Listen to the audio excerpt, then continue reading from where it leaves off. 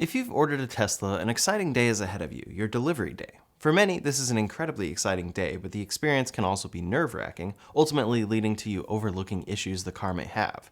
Over the years, there have been plenty of horror stories with people getting their cars and noticing bad issues that are unacceptable for Tesla to be delivering, but things have overall gotten better with quality control in recent years. The hope is that a video like this ultimately won't be necessary for most people, but for some it could save a huge headache trying to get Tesla to fix these issues that were present from day one.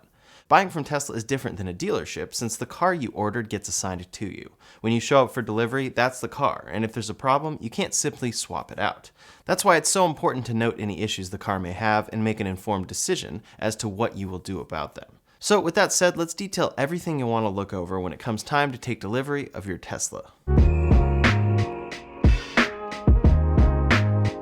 Tesla's delivery process is very streamlined at this point. Their app walks you through every step you must complete in order to take delivery. They officially say, quote, "After providing your registration and delivery details, select whether you plan on financing your new Tesla vehicle, or if you'd like to trade in your current vehicle. As your vehicle delivery approaches, you'll receive a notification to complete your credit application and submit your trade-in self-inspection, if applicable." For delivery scheduling, you'll be able to do that through the app, but will also receive an email and text when the time comes. Through the app, you'll submit insurance details, final payment, your license, and trade-in documents if applicable. If you finance through Tesla, the process is easy, but going through self-arranged financing does add a step. Most lenders require the motor vehicle purchase agreement, which will be in the Tesla app, and then at this point, almost all lenders should know how to properly pay Tesla for your purchase. I have done this before, and it involved the credit union sending Tesla the tracking number and a scan of the final payment check. After Tesla received that proof, I was able to take delivery. This does have to be taken care of beforehand. Quote, "Delivery cannot take place until we receive the funding in full." As for delivery, Tesla could have you come pick up the car at a delivery center or plan to deliver the car to you at home. On top of that, they may have a service advisor there walking you through the delivery steps, or they may simply have you unlock the car on your own through the app. I've actually had pretty much every possible delivery experience here. My first Tesla was delivered to my house. For others, I've picked them up with an employee fully walking me through and assisting, and for another, I simply unlocked and did everything from the app. Either way, here's what you'll want to bring with you: your driver's license, insurance, any outstanding payment, your phone with the Tesla app on it, the drivers being registered to the car, and a USB-C phone charging cable for testing. If you're extra picky too, you could bring a flashlight for inspecting certain areas of the car. To start with, pretty obviously, ensure you have the right car. Make sure the sticker matches the specs you ordered, and that the VIN of your car matches as well. With such a digital process at this point, it's pretty hard for Tesla to mess this up, but 10 seconds to check this definitely doesn't hurt anything. And it's far easier to get anything fixed with Tesla employees at the delivery center than it would be to call them later. Getting in touch with Tesla is notoriously difficult. Then look around the exterior of the car. In particular here, first look at anything that pops out to you personally. Does the car look like a car should? Some people really get bothered by panel gaps and others don't. What you're looking for are any alignments that are out of the ordinary that could cause issues like rattles or trunk malfunctions in the future. Look at all the doors, open and close them, and ensure they function properly. They should close without a rattle and shouldn't have any difficulty opening. Then open and close the trunk to ensure proper smooth electronic operation. Open it with the controls on the liftgate and then close it with the button on the inside of that door. This will apply for all of Tesla's vehicles. From there, open the front trunk from the screen and then close it gently. You press down on both sides of the Tesla logo and you should hear 2 clicks. Next, check the alignment of the headlights. Is anything sticking out or does anything have a big gap? And there shouldn't be any condensation inside the light enclosures. Ensure that the charge port door on the left rear of the car opens and closes properly, and ensure that it sits flush when closed. A good way to tell if something you think is misaligned is indeed misaligned is just to compare it to the other side of the car. Some typical alignment issues with Teslas come with the trunk, front hood, charge port, and possibly the doors. Ultimately though, if they don't bother you and they don't cause functionality issues, it won't really be a problem. The reason to check these things, though, may not be for you to decide to reject delivery, but for you to get these things fixed by Tesla at pickup if possible. Then look around for any issues with the paint, scratches, rock chips, things like that. Tesla should and will fix these things either at your delivery appointment or with a service center visit shortly after delivery if they are problems.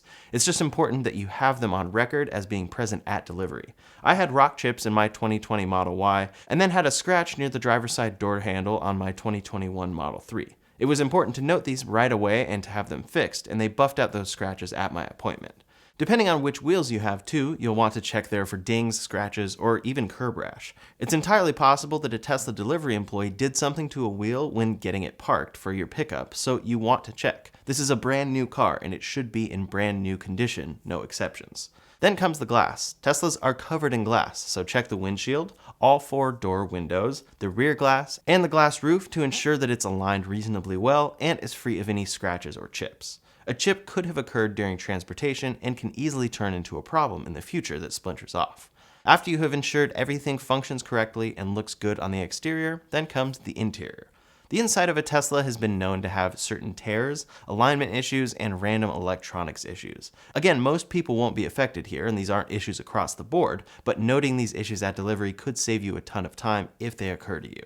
First, look at the interior panel and headliner alignments. The headliners can sometimes sag, not be properly fastened, or have misalignments from front to back. Check on those to be sure everything is within reason. Then you can press a bit on door panels to make sure everything is reasonably secure. It won't be crazy tight, but it shouldn't be extremely loose. Up front, ensure the dashboard sits correctly, the center armrest functions properly, and the center console drawer slides as it should.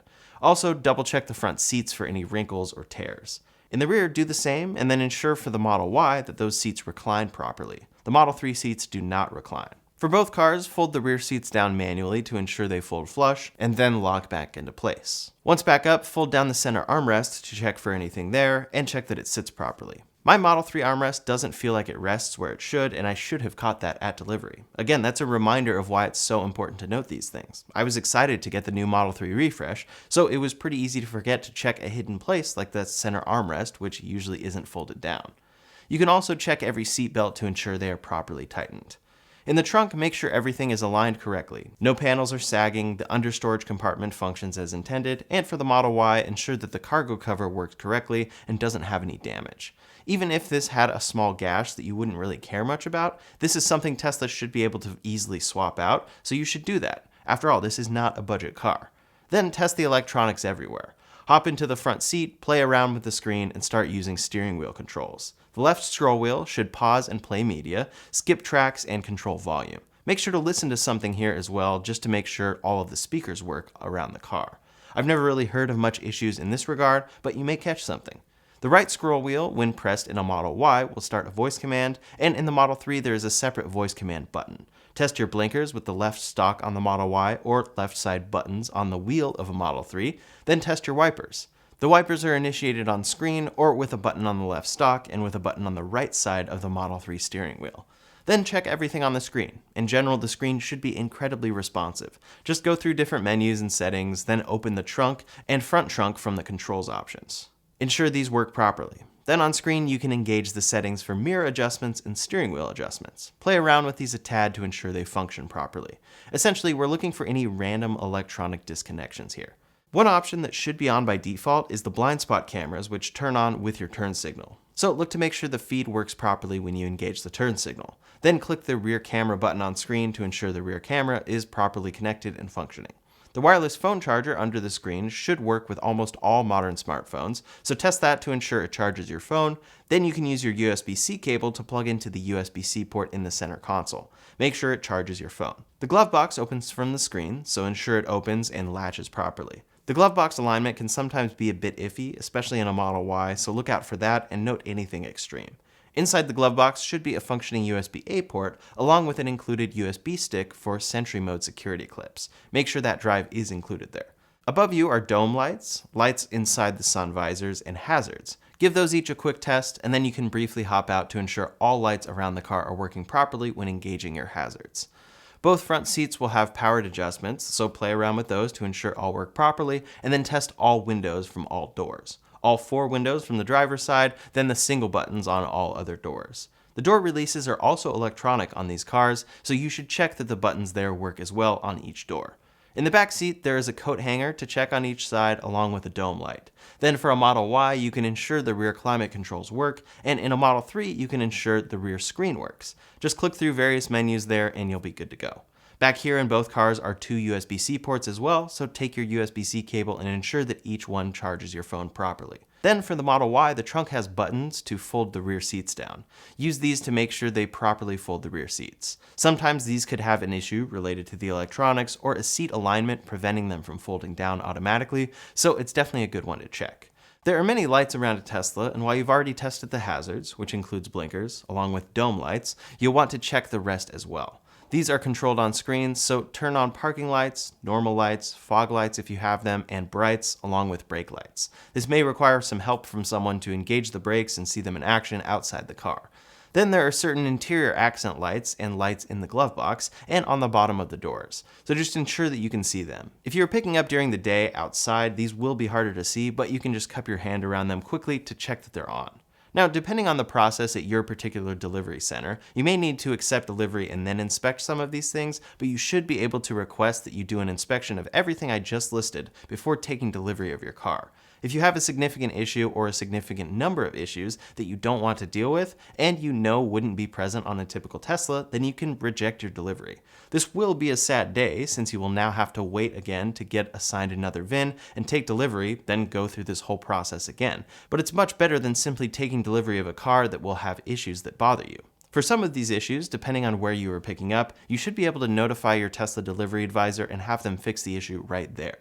Oftentimes you are taking delivery at a combination delivery center and service center, so it's fairly convenient. They'll take the car for a couple minutes, fix what's wrong, and then you don't have to make a separate trip to a service center. In other cases, you may need to schedule service, but having the issues noted by your delivery advisor will ensure Tesla knows the issues are entirely their fault and will be covered without question.